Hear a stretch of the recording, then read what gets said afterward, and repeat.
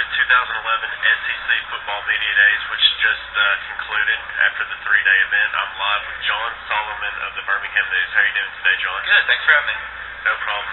Talk about the three-day event and what stood out to you the most.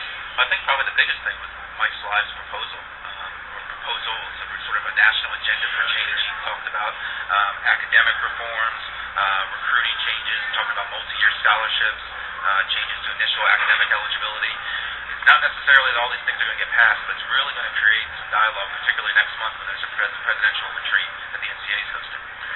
Do you think we will see the 2.0 go up to the 2.5? Because that stood out to me the most, because that is pretty intriguing for incoming freshmen to have a 2.5. Yeah, that's a possibility, but I think one of the biggest things that he proposed was talking about having satisfactory progress for high school athletes, that they have to take X number of core courses each year. As it is right now, you only have to take 16 core courses in order to be eligible and have a certain GPA, but you can take it at any time. What he's saying is sort of do what college has, and you have to take X numbers of freshmen and a sophomore, junior, senior, so people aren't cramming as much near the end, and that can create some fraudulent issues. Well, do you think next week at Big Ten Media Days, I think it's in Chicago, that it may be a proposal by their commissioner as well? Oh, I think you'll hear other people probably back it up as well. I don't think Mike Slive would go out and just make some of these proposals himself without knowing that maybe he's going to get some backup from some other commissioners. He's talked to some people. There's some indication I think Big Ten Commissioner Jim Delaney may support some of these. NCAA President Mark Emmert could. Doesn't mean they're all going to pass, but it's going to create some dialogue. Well, we saw the voting today. Alabama is favored to win the West, of course, and South Carolina in the East, and Alabama overall. Do you agree with that, or what are your thoughts and projections of the season coming up? Well, we're never good picking the SEC champion, are we? So the media, we're 4 out of 19, 1992, and Alabama's been picked 3 other times to be the SEC champs since 92, and they've never won it. So we'll see. I mean, Alabama, I think, is the most talented team, but they do have some questions. I mean, they lost some really good players like Julio Jones and Mark Ingram. They got to replace a quarterback. You know, if I were a betting man, which I'm not, I would put my odds on Alabama because I think they're the most talented team. But who would have thought Auburn last year? Right. What about South Carolina? Do you see them winning the East this season?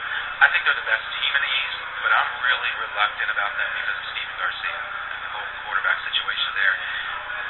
Can they trust him? How reliable can he be because of the off-field issues? Just his leadership on the field. Is he going to make a crucial mistake in a crucial moment, which he's done in the past? I think they've got the best team in the East, but I'm a little leery because of Garcia. Are you surprised that Auburn is finished or projected to finish 4th in the West with no first-place votes? That's kind of surprising coming off a national championship. Yeah, on the surface it is, like what you said, because it's coming off a national championship. But on the other hand, they've lost so much. Now, they have a lot of talent. They've recruited really, really well in recent years. There's a lot of young talent, guys who haven't played. But it's not really surprising, I think, that they're picking fifth. Maybe they could have been 4th, maybe ahead of Mississippi State, give or take. But I think it's pretty clear in some order. The perception is going into this year, Alabama, LSU, Arkansas are the top 3. Well, do you think other, I guess you could say, affiliations through the media of the SEC, like, Arkansas affiliation, whoever, Georgia, whatever, do you think they're kind of mad at Auburn for possibly using an ineligible player to win a national championship, and they just did not feel like they wanted to vote for Auburn because they are kind of mad towards Auburn for...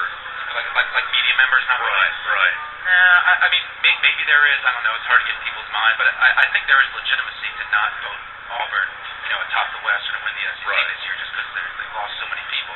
Now, I do think there is a contingent of people who don't trust Auburn within the SEC and some other votes that we've seen.